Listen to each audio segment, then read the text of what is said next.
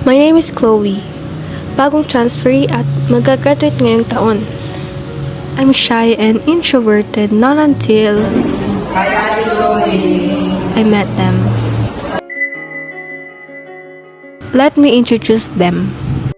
This is Eliza, ang genius sa circle namin. Active siya sa class namin at mahilig siyang maglaro ng mga board games.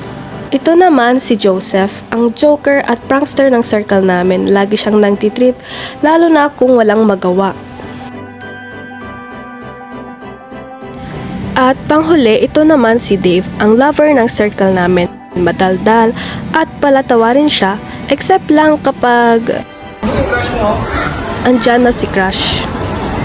Sila pala ang mga kaibigan ko. Iba't iba kami ng personalities, iba't iba kami ng pinanggalingan, kaya hindi ko rin alam kung paano ba nabuo ang friendship namin.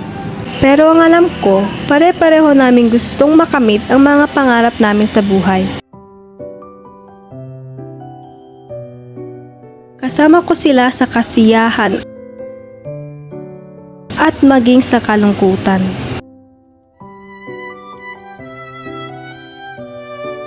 Sila ang patuloy na bumubuo ng high school life ko.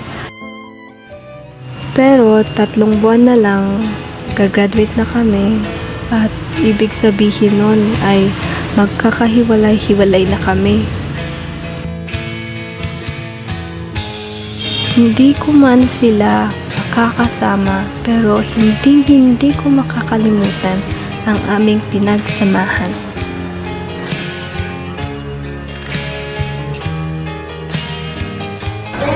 Sino naglagay ng bato sa bag ko?